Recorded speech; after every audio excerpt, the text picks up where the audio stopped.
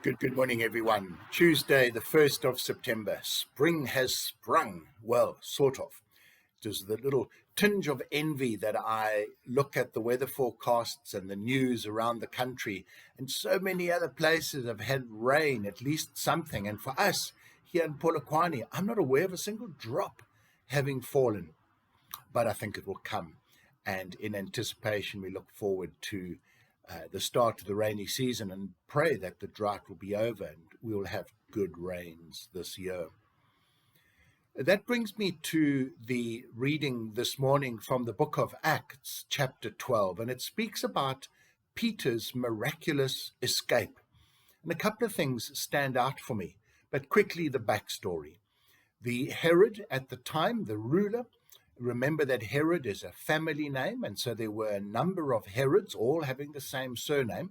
This is Herod Agrippa, and not a very nice man by all accounts, and he takes it upon himself to begin to persecute the church, and he has James, the brother of John, not James, the brother of Jesus, but the brother of John, that James arrested and killed because of his faith. And Agrippa realizes that as a result of that action, his popularity has gone up. Isn't that so typical of some politicians, at least? And because his popularity has gone up, he decides he's going to do this again. So he arrests Peter, and one assumes that it's to do with the same thing. He will have Peter tried in some kind of mockery of a trial and perhaps then have him killed as well. So Peter finds himself arrested. He is thrown into jail. There's an incredible array of guards around him. And the church at the time begins to pray earnestly. They've already lost James. They don't want to lose Peter.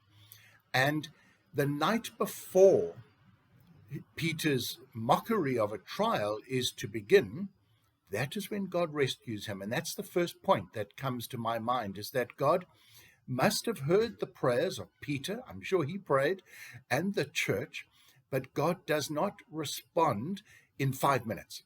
It takes him a couple of days, and that for me is significant. It's not that God is slow, but that God has a bigger plan in mind. He's heard the prayer.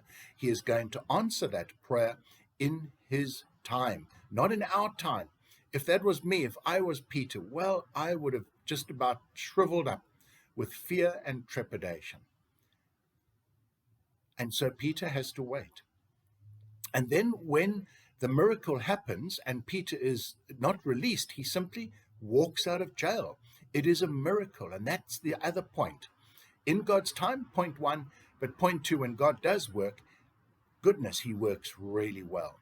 And so Peter's woken up in the dead of the night with a tap on the shoulder. It turns out to be an angel. Peter's chains simply fall off. Doors open miraculously. Peter and the angel walk out. It is such a strange feeling that Peter records afterwards that he thinks it's really just a dream. And so he goes along with the dream. And it's only when they're in the city and the city gates have opened miraculously, they walk past guards. No one sees them. The guards aren't asleep. By all account, they are guarding. They're doing their duty. They walk right past the guards, doors opening, chains falling off, and no one sees anything. Truly miraculous. So God does hear our prayers. He will answer that, and it may, from our perspective, be at the very last moment. Don't lose faith in God. Folks, I don't know what struggles you are experiencing or what prayer needs you have.